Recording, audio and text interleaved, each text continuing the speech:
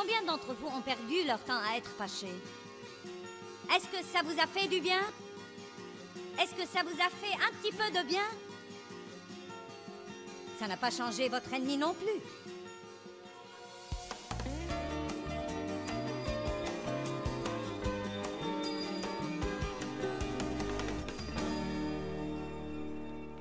Comme quoi, vous pouvez vous apitoyer sur votre sort et être plein de ressentiment et dire à tout le monde ce que les gens vous ont fait. Vous pouvez raconter votre histoire dès maintenant jusqu'au jour où Jésus reviendra. Mais ça vous rendra de plus en plus malheureux. Ça ne portera aucun bon fruit. Ou bien vous pouvez vous venger de la personne dont vous devez vraiment vous venger, et c'est le diable. Et vous faites ça en étant bon envers autant de gens que vous pouvez. Vous comprenez ça? Vous savez, je télécharge sur vous, en 1 heure ici, ce que j'ai mis 25 ans à apprendre.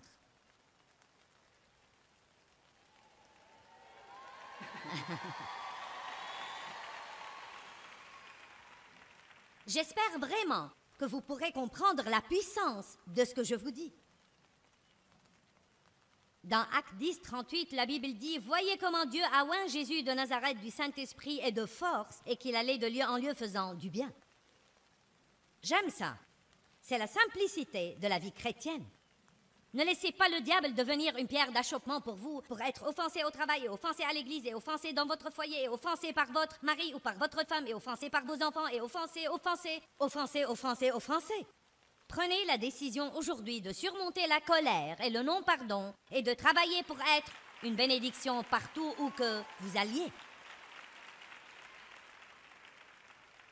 Maintenant, nous revenons de nouveau aux sentiments. Joyce, je ne peux rien changer à mes sentiments.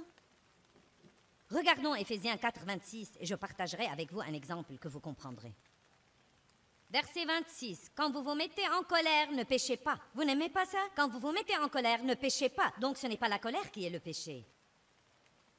C'est en faire ce qu'il ne faut pas. Une certaine colère pourrait être un péché si vous êtes une personne coléreuse, si vous vous mettez en colère à tout propos. Non, mais si quelqu'un vous a maltraité, vous allez vous mettre en colère. Quand vous vous mettez en colère, ne péchez pas. Que le soleil ne se couche pas sur votre colère, votre fureur ou votre indignation. Donc, s'il vous arrive de vous fâcher le matin, vous avez le temps pour réparer. Mais si ça arrive 30 minutes avant d'aller vous coucher, c'est dur.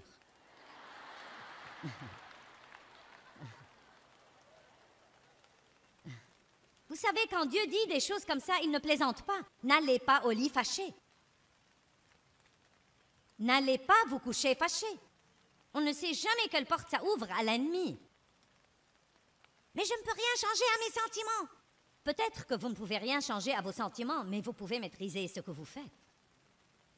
Je me rappelle, il y a des années, Dave et moi nous disputions ou... Qui sait, il y avait toujours quelque chose pour se fâcher. Je ne me rappelle même pas la dernière fois où Dave m'a mise en colère. Je n'ai plus le temps de toucher à ça désormais. Et vous non plus, si vous voulez la vérité, vous n'avez plus de temps à perdre dans votre vie à faire ça. Combien d'entre vous ont perdu leur temps à être fâchés? Est-ce que ça vous a fait du bien? Est-ce que ça vous a fait un petit peu de bien? Ça n'a pas changé votre ennemi non plus. Bon, donc je peux me rappeler que quand je m'allongeais sur mon lit, fâché, non mais très fâché. Et Dave commençait déjà à s'assoupir. Vous savez que Dave... Et cela me rendait plus fâché. Et je dormais sur le bord du matelas parce que je ne voulais surtout pas le toucher. Eh bien, ne me touche pas. Et s'il avait toute la couverture, je gelais. Parce que je ne voulais pas lui demander la couverture. Laissez-moi vous poser cette question. Il dormait, il avait de doux rêves, et j'avais froid et j'étais malheureuse. Maintenant, qui était le plus intelligent? Et voici ce que j'ai découvert quand j'ai commencé à apprendre de maîtriser mes émotions et de ne pas laisser ces choses me maîtriser. Même pendant que j'étais toujours fâchée, je pouvais choisir, que tout le monde dise « je peux choisir ». Je pouvais choisir de me retourner et l'étreindre de son dos.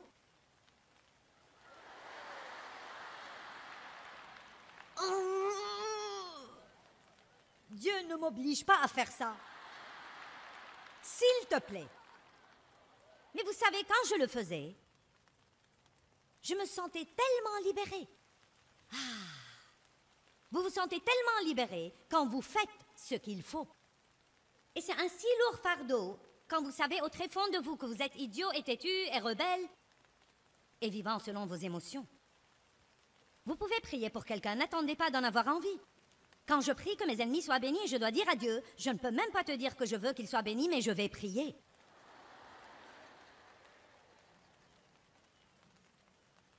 Parce qu'il y a une partie de moi qui veut qu'ils soient bénis et l'autre non. La chair et l'esprit. Mais je me suis résolue, je me suis décidée. Colossiens 3 dit, décidez-vous et restez décidés. Je pense à écrire un livre intitulé « Décidez et ne changez pas d'avis ». Notre problème est que nous prenons de bonnes décisions, mais dès que ça fait mal ou que c'est inconfortable ou que ça prend trop longtemps, nous changeons d'avis. Et donc nous passons toute notre vie à tourner autour des mêmes stupides montagnes. Amen? Pourquoi? Parce que quand la pression vient, nous ne résistons pas à la pression. Quand vous vous mettez en colère, ne péchez pas. Que le soleil ne se couche pas sur votre colère, votre exaspération. Verset 27, ne donnez pas une telle place ou accès au diable. Ne lui donnez pas ce genre d'occasion. Quand vous restez fâché, quand je reste fâché, tout ce que nous faisons, c'est d'ouvrir une porte à l'ennemi dans nos vies. Quelqu'un peut dire Amen? Dans Proverbe 29:11, la Bible dit « L'insensé, sûr de lui, donne libre cours à toute sa colère, mais le sage la retient et la contient. » Nous ne pouvons donc pas agir par colère. D'autre part, vous ne devez pas réprimer votre colère. Apprenez à y faire face comme il faut. C'est pourquoi la première chose à faire, c'est d'en parler à Dieu. Dieu, je suis en colère, c'est vraiment blessant. Mais Dieu, je me fie à toi pour t'occuper de cette situation. Et je veux me comporter comme tu veux que je me comporte. S'il le faut, enfermez-vous dans une pièce quelque part et n'en sortez pas avant d'avoir une percée avec Dieu et de savoir que vous pouvez vous comporter comme Dieu le veut. Quand vous ressentez de la colère, de l'amertume ou du ressentiment et que vous ne vous en occupez pas, vous les accumulez, ils restent vivants en vous et ils se manifestent d'une autre façon. Et les gens chrétiens, les gens religieux, sont parfois très bons à faire semblant de ne pas être en colère parce qu'ils croient que la colère est un péché. Et donc ils n'admettent même pas qu'ils sont en colère et ils se comportent comme si tout allait bien, mais ils bouillissent à l'intérieur. Dieu a dit aux pharisiens, Jésus a dit aux pharisiens, vous ressemblez à un tas de sépulcres blanchis pleins d'ossements de mort. Je me demande comment les gens le recevraient aujourd'hui si je commençais un sermon comme ça. Peut-être que je dis ça, mais je le dis un peu plus gentiment que ça.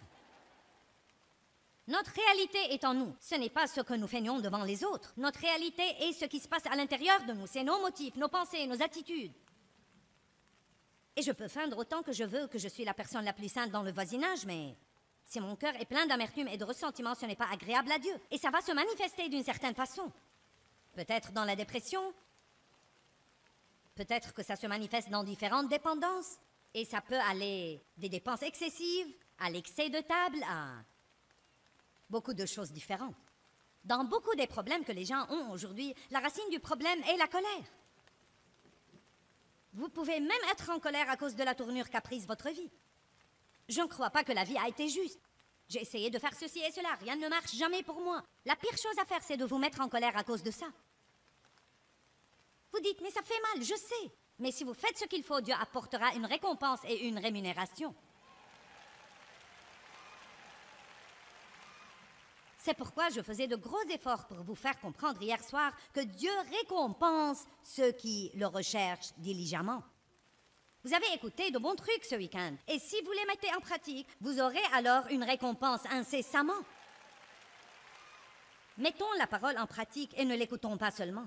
Certains de vous doivent abandonner l'amertume et le ressentiment ici aujourd'hui. Vous devez les laisser tomber, les abandonner, vous devez les laisser aller et vous devez prier pour les gens contre lesquels vous étiez fâchés et vous devez arrêter de médire d'eux. Oh, j'ai touché à une zone sensible. Plus vous en parlez et plus vous y pensez. Vous y pensez et vous en parlez et vous y pensez. Plus vous allez rester excité. C'est pourquoi les gens ne peuvent pas surmonter leurs maux et leurs blessures, parce qu'ils ne se taisent jamais à leur sujet.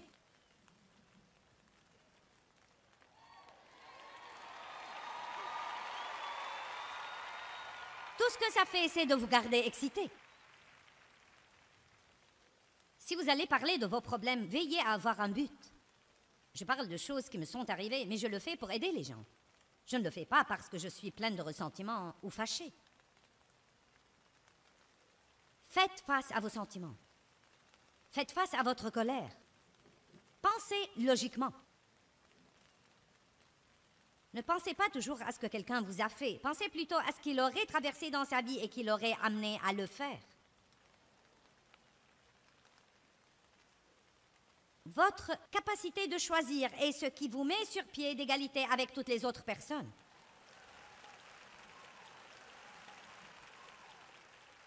Si nous faisons de bons choix, nous aurons finalement de bons résultats. Regardons Matthieu chapitre 5.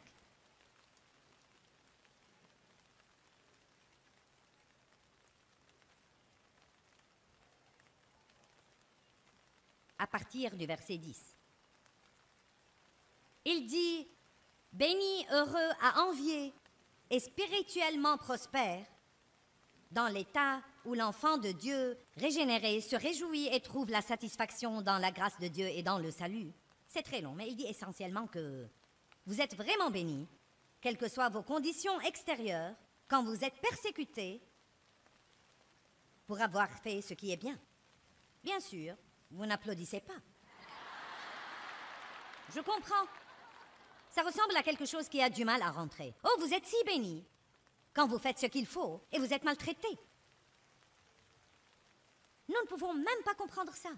C'est comme, je ne peux même pas faire rentrer ça. Et Dieu le savait, donc il l'a dit de nouveau. Verset 11. Béni, heureux à envier et spirituellement prospère avec la réjouissance et la satisfaction dans la grâce de Dieu et le salut, quelles que soient vos conditions extérieures. Lorsque l'on vous insulte, lorsque l'on vous persécute, et que l'on dit faussement contre vous toutes sortes de mal à cause de moi, ou parce que vous essayez de me servir. Et vous savez, les gens peuvent vous maltraiter, pas spécifiquement parce que vous êtes chrétien, mais parce que le diable travaille par eux pour essayer de vous persécuter et de vous empêcher d'avancer. Amen. Soyez heureux et suprêmement joyeux, non pas un peu joyeux, mais suprêmement joyeux, car votre récompense est grande, forte et intense dans les cieux, car c'est ainsi en effet qu'on a persécuté les prophètes qui vous ont précédés. On a fait la même chose à Jésus. Si vous revenez et que vous lisez maintes et maintes fois l'histoire des jours qui ont précédé la crucifixion, et la crucifixion, non mais Jésus a été raillé, il a été insulté, il a été persécuté. On lui a dit et on lui a fait toutes sortes de choses ignobles, et pourtant il a dit « Père, pardonne-leur, car ils ne savent pas ce qu'ils font. » Puis il dit dans le verset 13, « Vous êtes le sel de la terre, mais si le sel perd sa saveur, sa force, sa qualité, avec quoi rendra-t-on sa salinité? Il ne vaut plus rien, on le jette dehors, et il est foulé aux pieds par les hommes. » Maintenant, si je pouvais simplifier ceci autant que je sais le simplifier, si j'allais faire une analyse biblique là-dessus, je dirais, écoutez, quand vous êtes persécutés et maltraités et insultés et que les gens disent toutes sortes de mauvaises choses contre vous, si vous vous fâchez à cause de cela et que vous restez fâchés, vous perdrez votre saveur comme chrétien et vous ne serez pas bon pour grand-chose à part aller à l'église et rentrer à la maison et aller à l'église et rentrer à la maison. Vous êtes la lumière du monde. Une ville située sur une montagne ne peut être cachée. Et on n'allume pas une lampe pour la mettre sous le boisseau, mais sur le chandelier, et elle éclaire tous ceux qui sont dans la maison. Que votre lumière luise ainsi devant les hommes, afin qu'ils voient votre excellence morale et vos bonnes œuvres dignes d'éloges et nobles, et qu'ils reconnaissent et honorent et louent et glorifient votre Père qui est dans les cieux. Maintenant, si nous voulons être des témoins, c'est la façon de le faire. Les gens vous maltraitent? Ne pensez pas à vous-même, pensez à ce qu'ils font à eux-mêmes. Priez pour eux. Demandez à Dieu de ne pas leur en tenir rigueur, mais de leur montrer la vérité, de leur ouvrir les yeux, de sauver leurs âmes perdues. Ne dites pas des choses désobligeantes sur leur compte aux autres personnes. Priez pour eux. Et quand Dieu vous en donne l'occasion, soyez une bénédiction pour eux. Et cela les achèvera absolument. Ils ne sauront pas quoi faire de vous. Et cela peut en fait les amener finalement à recevoir Christ comme leur seul sauveur. Dieu nous demande de faire ça pour lui et pour son royaume. Pouvez-vous pardonner à quelqu'un aujourd'hui pour le royaume? Pouvez-vous laisser tomber des choses ici avant de quitter ce bâtiment? Combien d'entre vous êtes ici et vous avez besoin de mettre ceci en pratique dans un certain domaine de votre vie?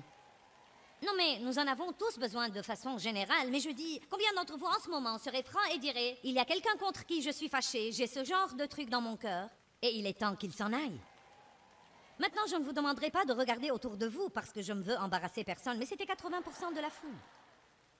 Et voilà le problème, ce n'est pas rare. Je pourrais aller prêcher ce message n'importe où et obtenir le même résultat. C'est ce qui ne va pas. C'est pourquoi nous n'avons aucune puissance. C'est pourquoi le monde n'est pas impressionné par les chrétiens.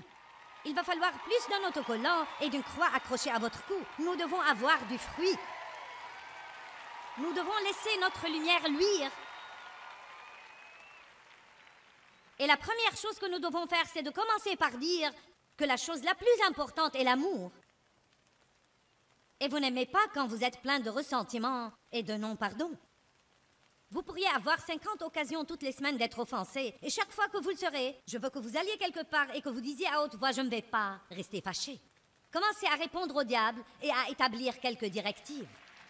Quoi qu'il arrive, je ne vais pas vivre fâché. J'ai lu ça il n'y a pas très longtemps et je le pratique dans ma vie et c'est vraiment bon. L'homme a dit que chaque fois que vous commencez à prier, commencez comme ça. Père, je ne suis fâché contre personne et je n'ai aucun non-pardon dans mon cœur. Et si vous ne pouvez pas faire ça, vous devez vous arrêter là. Parce que la Bible dit que quand vous priez, si vous avez quelque chose contre quelqu'un, allez faire la paix avec lui, sinon vos prières ne seront pas exaucées. La prière d'un chrétien fâché est une perte de temps.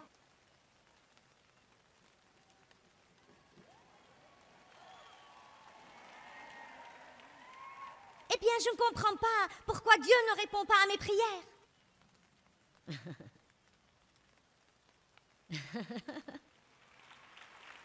Vous devez résoudre ce problème, persister, persévérer, continuer malgré tout. Clôturons en pensant à Job ce matin. Job était un homme qui avait les plus gros problèmes qu'on puisse avoir. Sa femme lui a dit qu'il devrait mourir. Maudire Dieu et mourir. Êtes-vous content qu'elle ne soit pas votre femme? C'est plutôt dur de traverser une période où vous avez plus que jamais besoin d'encouragement et les gens autour de vous ne semblent pas comprendre ça.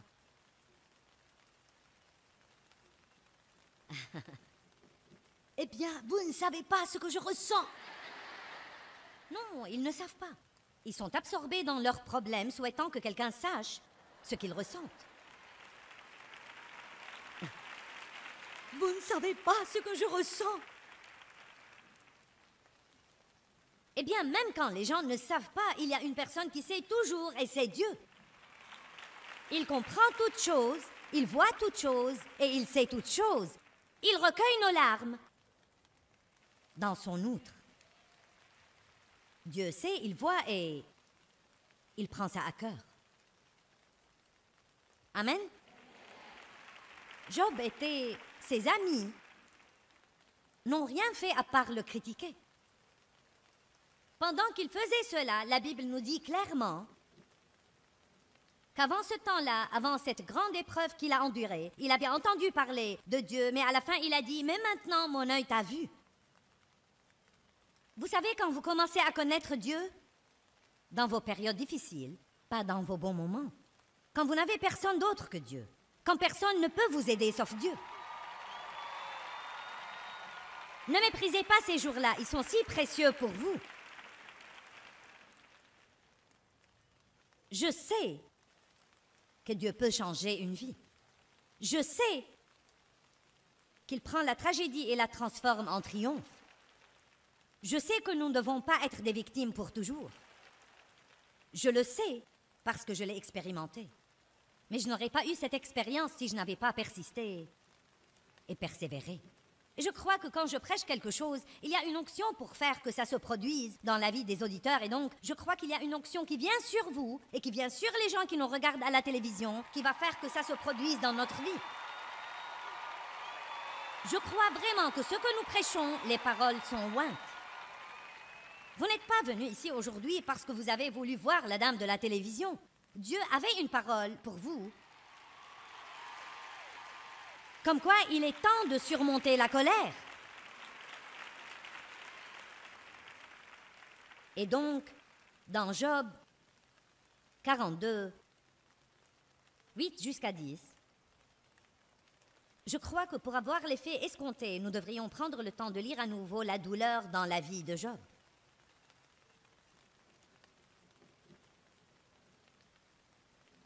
Mais Dieu a dit, et maintenant, il s'adresse aux prétendus amis de Job qui l'avaient accusé. Et maintenant, prenez pour vous 7 taureaux et 7 béliers, allez trouver mon serviteur Job, et offrez-les pour vous en holocauste, et mon serviteur Job priera pour vous. Et ce n'est que par égard pour lui que je ne vous traiterai pas selon votre folie. Car vous n'avez pas parlé de moi avec droiture comme l'a fait mon serviteur Job. Il a dit, allez maintenant. Selon l'Ancien Testament, il devait offrir des sacrifices animaux. Allez faire ça, et Job, mon serviteur, va prier pour vous, et vous ne serez pas châtiés pour votre stupidité. Verset 9. Et Éliphaz le Thémanite, et Bildad le Shukite, et Tsophar le Namatite. Bon sang, je suis contente d'avoir des noms différents aujourd'hui. S'en furent exécutés l'ordre du Seigneur. Vous devez comprendre ceci. Et le Seigneur accepta la prière de Job. Maintenant, êtes-vous prêts pour la finale?